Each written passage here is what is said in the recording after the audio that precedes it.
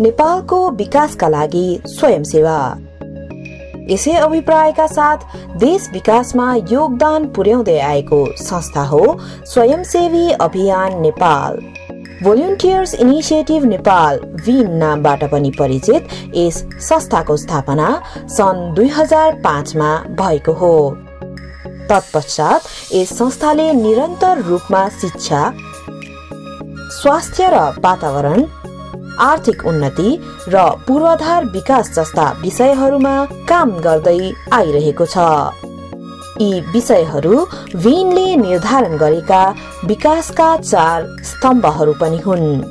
यी सबै क्षेत्रहरूलाई सम्बोधन गर्दै विकास कार्यलाई अगाडि बढाएमा मात्र देशको समग्र विकास सम्भव छ भन्ने सोचका साथ नै VIN को सुरुवात भएको हो।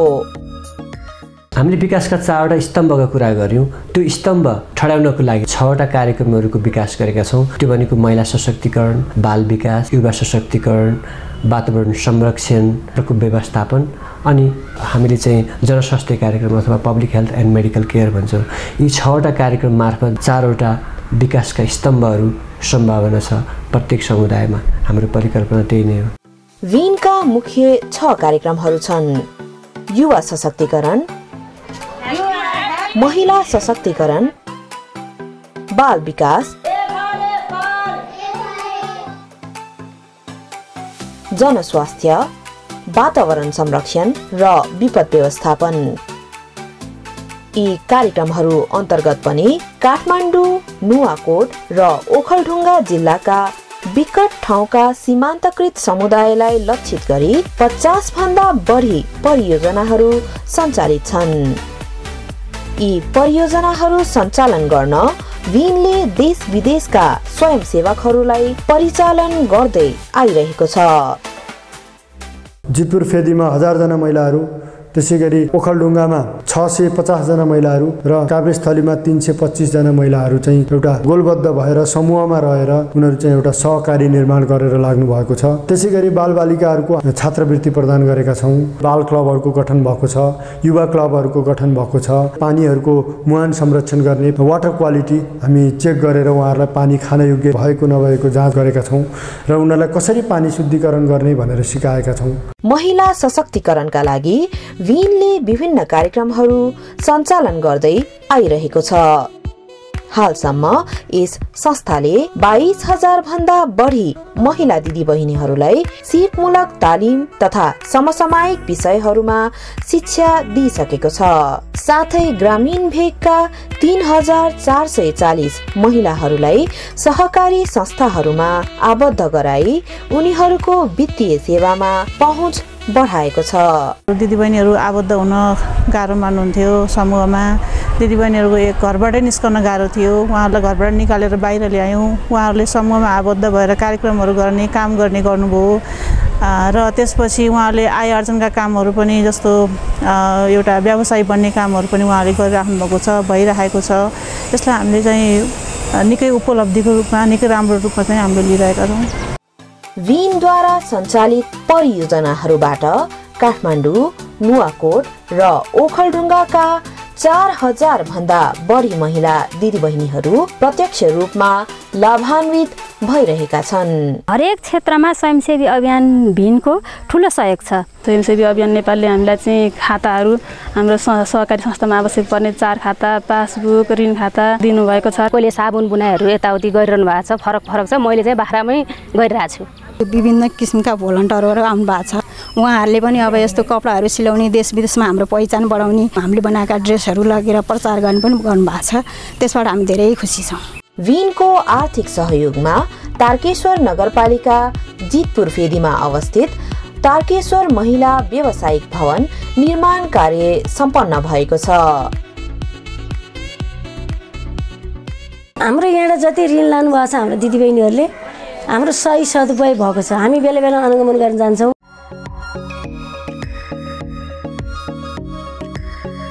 बाल विकास कार्यक्रम अन्तर्गत VIN ले 56 विद्यालयहरूमा बाल मैत्री early childhood development ECD centre सञ्चालनमा ल्याएको छ।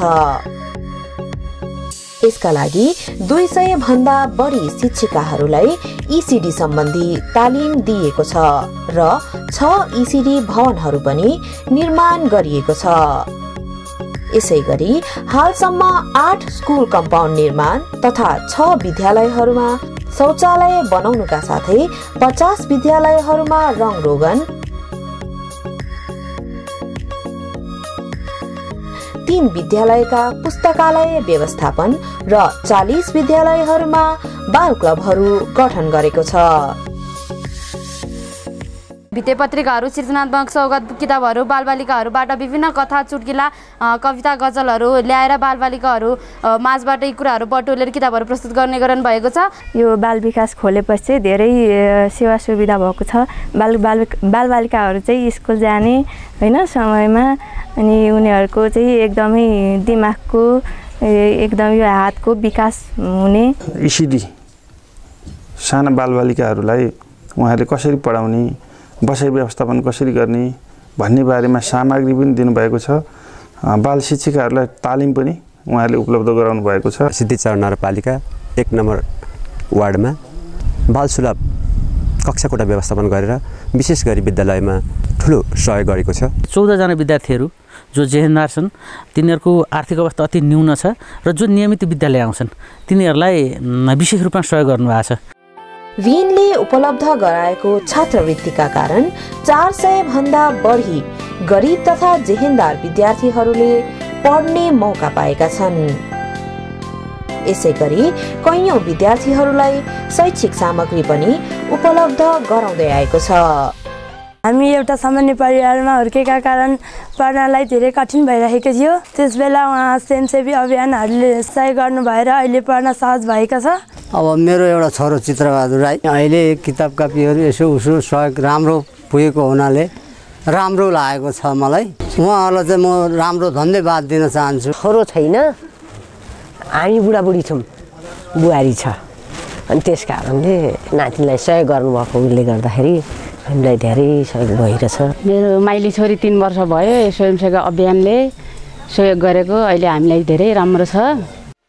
सामुदायिक विद्यालयहरूको शैक्षिक गुणस्तर बढाउन विनले समय समयमा शिक्षकहरूलाई आवश्यक तालिमहरू पनि दिँदै आएको छ। यसबाट 2000 भन्दा बढी शिक्षकहरूले तालिम पाइसकेका छन्। हामी चाहिँ एकदम यो पढ्नुस्, यो घोक्नुस्, भोलि लेखेर आउनुस् हैन, त्यस्तो हुन्छ। तर यहाँ चाहिँ एकदमै डिफ्रेन्स, एकदमै धेरै डिफ्रेन्स। यो कुरा हामीले लगेर स्कुलमा युज गर्यौँ भने धेरै चेन्ज आउँछ। कमजोरी बच्चालाई ट्यालेन्ट कसरी बनाउने र ट्यालेन्ट बच्चालाई कुन तरिकाको ट्याक्स दिने, होमवर्कहरू कस्तो तरिकाले दिने, पढाउँदाखेरि कुन स्ट्राटेजी युज गर्ने, यस्ता कुराहरू चाहिँ नि सिकाइराख्नु भएको छ। विनले ओखलढुङ्गा जिल्लामा 5 गाविसहरूलाई लक्षित गरी 4.5 रोपनी जग्गामा सामुदायिक सिकाइ केन्द्र निर्माण गरेको छ।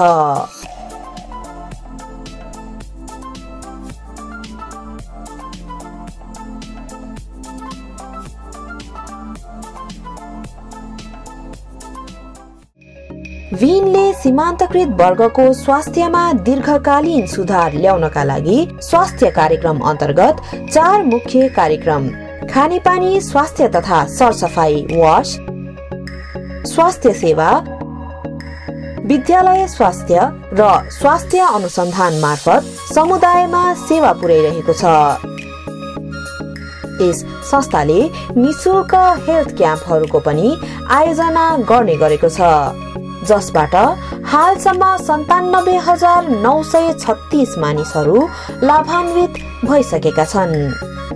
यसैगरी विनले स्थानीय समुदायमा गुणस्तरीय स्वास्थ्य सेवा उपलब्ध गराउनका लागि प्याथोलोजी ल्याबहरू पनि निर्माण गरिदिएको छ भने तारकेश्वरमा विगत 11 वर्षदेखि निरन्तर रूपमा चिकित्सक सेवा दिँदै आएको छ। डेलिभरी बेड अनि त्यहाँबाट अटोक्लेभहरू, प्रसुतिका लागि चाहिने सामानहरू सम्पूर्ण उहाँहरूले उपलब्ध गराइदिनु भएको छ। उहाँहरूले प्राथमिक उपचारको लागि यहाँ गाउँको मान्छेहरूलाई पनि तालिमहरू दिइराख्नु भएको छ है। अनि त्यहाँबाट विभिन्न समयमा स्वास्थ्य शिविर आयोजना गर्नुभएको छ। हाल विश्वभरि महामारीको रूपमा फैलिएको कोरोना अर्थात् कोभिड-19 को नियन्त्रणका लागि यस संस्थाले स्थानीय निकायहरूसँग सहकार्य गर्दै गाउँ-गाउँमा जनचेतना कार्यक्रमहरू आयोजना गरेको छ। स्थानीयहरूको क्षमता अभिवृद्धिका लागि हात धुने झोल साबुन बनाउने तालिमहरू पनि सञ्चालन गरेको छ, जसबाट लगभग 2500 घरधुरीहरू प्रत्यक्ष रूपमा लाभान्वित भएका छन्।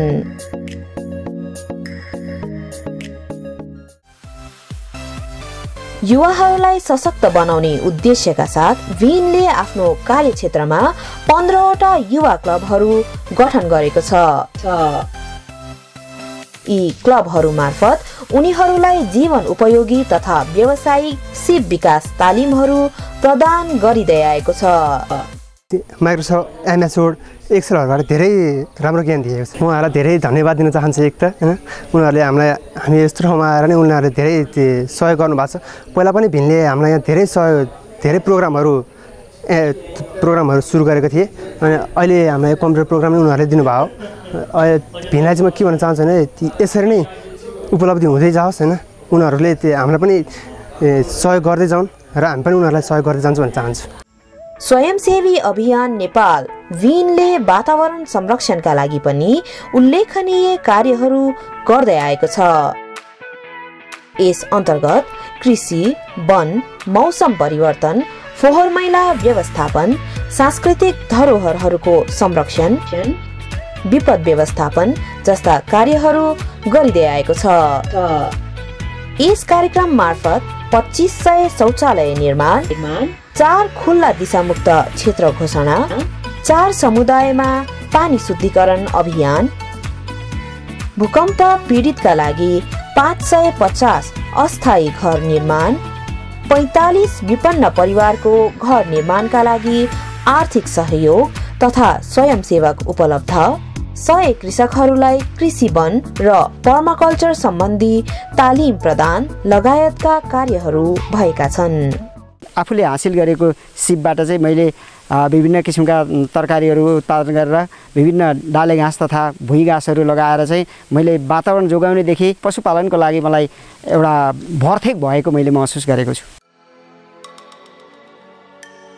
विनले सञ्चालन गरेका परियोजनाहरू स्थानीय निकायहरूसँग समन्वय गरी कार्ययोजना निर्धारण गर्दै गरिरहेको छ। विनले सहयोग गर्दै आएका समुदायका जनप्रतिनिधिहरूसँग यस संस्थाले गरेका कार्यहरूबाट के कस्ता उपलब्धिहरू हासिल भएका छन् भनेर हामीले प्रश्न गरेका थियौं। भूकम्प पीडितले पुनरावास बनाउन नसकेको अवस्थामा उहाँहरूले भोलिन्टियर्सहरूले चाहिँ सर्भिस गरेर उहाँहरूले चाहिँ जनशक्ति चाहिँ दक्ष जनशक्ति चाहिँ उहाँहरूले चाहिँ प्रोभाइड गर्ने कामहरू गर्नुभएको छ। समग्रमा भन्दा यहाँको जितपुर फेदीवासी अहिले तारकेश्वर नवलका 3 यहाँको आर्थिक स्तर उन्नतिका लागि उहाँहरूले आफ्नो ठाउँबाट सक्दो पहल गरिरहनु भएको छ। कुल लागतको 60% भन्दा बढी रकम दिएर प्रत्येक गरिब दुखीदेखि लिएर सबै जनसमुदायको घर घरमा एउटा चर्पी निर्माण काम महत्त्वपूर्ण गर्यो, जसले आज तलुवावासीहरू, सिङ्गो यो वार्डका व्यक्तिहरू सबैका घरमा चर्पी निर्माण छ। अहिले शिक्षामा जुन लगानी गरिरहेको छ यो जुन भिन नेपालले, जहाँसम्म अब अहिले यी बाल कक्षाहरू सञ्चालनमा ल्याइरहेको छ, वडा नम्बर 6 को लागि एकदमै राम्रो विकास गरेको हामी महसुस गर्छौँ। देश विकासका लागि सरकार र जनता बीच सहकार्य हुन जरुरी छ। यसका लागि स्वयंसेवा पनि एक माध्यम हो। यसो गरेमा राष्ट्र निर्माणमा योगदान त पुग्ने छ नै, साथै महिला, बालबालिका र युवाहरूले पनि विभिन्न विषयमा ज्ञान र सिप हासिल गर्ने मौका पाउनेछन्। त्यसैले स्वयंसेवा गरी देश विकासमा आफ्नो तर्फबाट पनि सक्दो योगदान पुर्याऊ। स्वयंसेवी अभियान Nepal win, Volunteers Initiative Nepal, empowering marginalized communities.